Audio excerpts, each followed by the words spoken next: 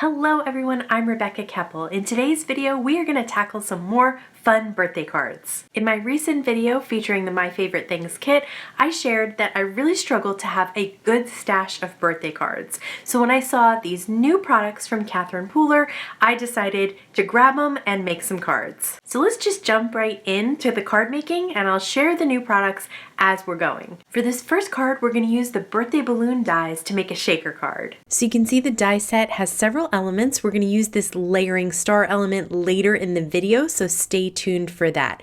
Right now, I'm going to take the two balloon shapes and I'm going to tape them together with either washi tape or purple tape, masking tape, whatever you have that's strong. I'm going to tape it in several places because I want this tape to stay in place for several different runs through my die cut machine. So I'm going to pick them up together. Now that looks pretty solid to me. You just gotta really check it to make sure that you have the inner piece evenly placed inside the outer piece. I'm going to use that combination of dies to cut out 2 layers of white fun foam and 1 layer of glitter cardstock. I'm going to use Ultra Bond's liquid glue in the pen format to place the glitter die cut of the balloon down on some Judikin's acetate. I love these acetate sheets because they come in card size, so they're 4 1/4 by 5 1/2. I'm just going to place that down and then make sure that every little bit is stuck down and then set it aside to completely dry and start working on the rest of the shaker. So this is going to be a shaped shaker that's popped up off the card instead of one that is a recess into the card, which I've made before, but I like how easy this version is. So now I'm going to use the same liquid glue and adhere the 2 pieces of foam that I cut out in that same balloon shape together. You want to really be sure you get liquid glue all around that balloon shape, and then I just put an acrylic block on it so that it would dry. Now I am fussy cutting around the balloon sparkly to make my shaker window so that it is just the balloon shape window. This is a background from Catherine Pooler that I thought would go really well with the birthday cards, but then with lots of other things as well. I like how their background stamps are not necessarily 6 by 6, so you can use them in your mini MISTI. Just take out the foam pad because they are cling mounted stamps, but they are just a little bit larger than an A2 so that you could cut it down to an A2 size and have the pattern continuous from side to side and top to bottom. So I'm placing a slightly larger than A2 piece of white cardstock inside the mini MISTI. I like to stamp on a larger than A2 piece because if I get any parts of the edge messed up or if I don't get a good impression all the time, then I can pick where I'm going to cut it. But I do get a good impression because I use my Debbie tool. This is the Debbie tool. It's got a nice, strong, sturdy handle that also happens to be pretty. And it's got that felt on the bottom of this really thick wood block that allows me to add lots of pressure to the mini MISTI without hurting my wrist or cracking the door of the MISTI. So here is my stamped background. I'm going to use another Catherine Pooler ink to ink blend over the top. And I love how those inks combine to make a third new color. So the stamped background and the ink blending combine together to create that really pretty stamped grid. I'm going to place this over some purple cardstock once I've cut it down. And now I'm going to stamp and heat emboss one of the sentiments from the Make-A-Wish stamp set, which I'm going to share later in the video, so stay tuned for that. And I'm going to use white embossing powder on top and heat set it because I thought that would be the best bet of something to really stand out on that bright, colorful background. I've placed the die cut piece of silver cardstock that I die cut with just the interior die, and I've adhered that down to the card so that it has a sparkly interior. Then I use the liquid glue to adhere the doubled up foam over that. And now I'm pouring in some Gina little clay hearts. One last layer of the Ultra Bond adhesive. Again, make sure you go all the way around that foam shape so that you can place your window on top and no shaker goodies will come out. There's also strings included in the die set, so I used the curly one for this, and then I cut out some stars with the die, which I'm going to share with you in a second, and put that around the sentiment. Now we're going to use the same die set to make some layered balloons. So this is the layering die. I've cut out the balloon again out of that silver cardstock, and I'm going to place the layering die on top and die cut it, and that cuts out those stars in the perfect little pattern on your balloon.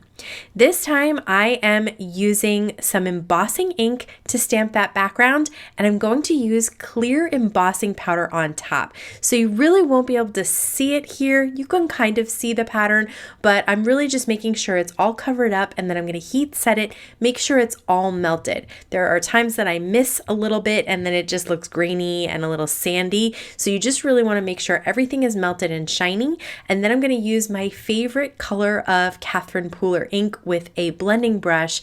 This is called Cummerbund.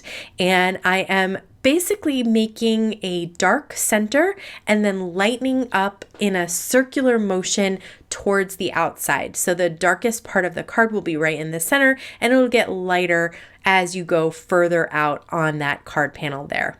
I wanted to have two balloons on this card, and I was going to make one that was blended the color of the background. So basically I put some color blending of the cummerbund down and die cut it out of a balloon, but it was getting lost on the background since it was the same color.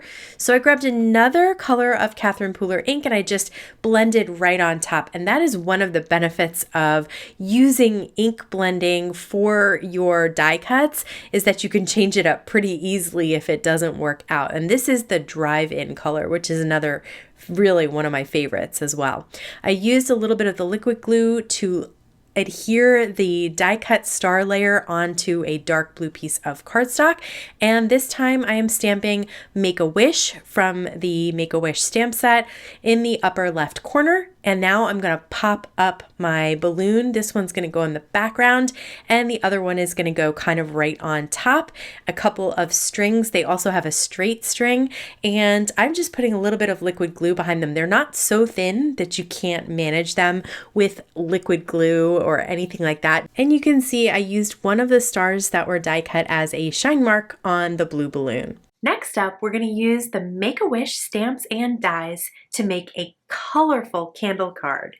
One thing I really love about Catherine Pooler's stamps is that she tends to come out with a whole bunch of solid image stamps or easy two-step layering stamps. And I think the reason she does that is because she has so many beautiful colors of ink.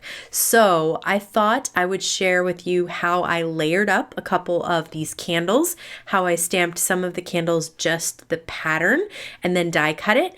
And for this one, I stamped the solid candle, and now I'm going to stamp the pattern on top with embossing ink. That's another option that you have. So you can use tons of colors, you can layer them on top of each other, you always get a solid, or you can do some embossing on top. And so this one I embossed with silver embossing powder on top of the solid candle. They also have some flames for your candles, and I am using two different colors of yellow ink on these candles, just kind of stamping it with the lightest ink and then adding some darker ink in just different patterns around the flames to make them look a little more dynamic. And I absolutely love that they have large candles and small candles, large flames and small flames. And then they have the dies to match. So you only need one large candle die and you can cut them all out, all the large candles. Now I'm using the Stamp Market's black ink to stamp the sentiment, you're a reason to celebrate, at the top of a small piece of white cardstock, just big enough for me to fit these candles across the bottom. And once I'm just adhering them with Memory Runner XL, which is just my favorite tape runner. Once I put them all down, I realized that there's a tiny little stamp in the stamp set that's the wick for the candles. So I took the one flame that I had adhered off, and I'm just using an acrylic block to stamp the wicks in black. So I usually find it easier to use an acrylic block with tiny stamps like that, where you can just get your hands in there a little bit easier. And then I'm just using the tape runner to adhere the flames on top of the wicks, so just a little bit of them show. Using that background again, I really like that background. I think it's very versatile. I think it could be used for a ton of different types of cards as well. It doesn't have to be birthday cards for sure. This is a nice versatile background that I'm going to be using a ton, I think. And this time I stamped it in embossing ink, and I'm pouring silver embossing powder on top this time. So again, this is going to stretch larger than an A2. I cut the panel a little larger than an A2 so that I can cut it down to an A2 or smaller than an A2 so I can mat it on some black cardstock. I'm going to use some foam roll from Thermoweb to pop up the candle panel that we created, and I really love this card. The only thing I did add was some Nouveau Jewel drops in orange. These are the translucent drops, so you'll be able to see the ink color from behind in that yellow once they dry. They don't dry opaque. Don't worry if you don't have all those colors of inks. You can still use this stamp set with some heat embossing for a unique look. So this time I'm using the stamps that say happy birthday inside little flames.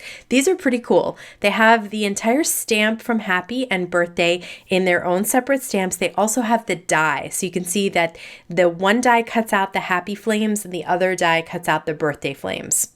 Now I'm going to use the same candles that I used before, only all I'm doing is stamping with embossing ink on black cardstock and heat embossing with white embossing powder. So again, you don't need every single color of ink. You can create some really cool looking white heat embossed on black candles for your card. To create that color though, I am using some colorful inks on the background. I'm just keeping the paper in the same place in the corner of my MISTI and then adding a different color to each level of the stamp as I move down. I am creating a rainbow stamped background. This I find a little bit easier to do with ink cubes, but you can absolutely do it with full-size ink pads just like I did here. I don't have Catherine Pooler's smaller ink sets. They don't have cubes. They have kind of those small rectangles. I think I will try and grab some though. So I am going to adhere that panel, that rainbow panel. I'm using it horizontally this time, and I'm going to adhere it down to a black piece of cardstock. And now I'm using black foam squares because this cardstock that I'm popping up is black, and so it won't show, the white foam won't show from behind if you look at it from the side, which I really, really liked having that option.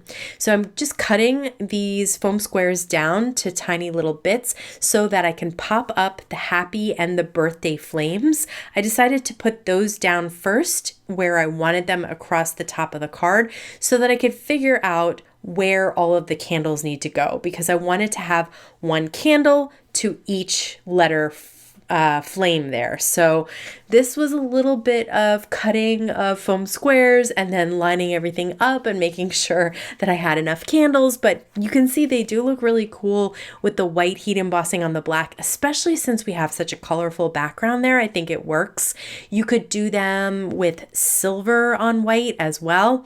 I did add some Nouveau Crystal Glaze, which adds both shine and a little bit of dimension to both the flames and the candles. I really like adding the glaze to the candles because it makes them look kind of realistic the way that they are, you know, shiny and waxy. So just running it along those candles, and once it dries, it will dry clear and dimensional. So which was your favorite card, technique, or product? Let me know in the comments below.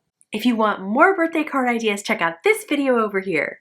As always, I want to thank you so much for spending time with me today. Please stay safe, stay healthy, and I'll see you again soon. Dog hair. What a surprise.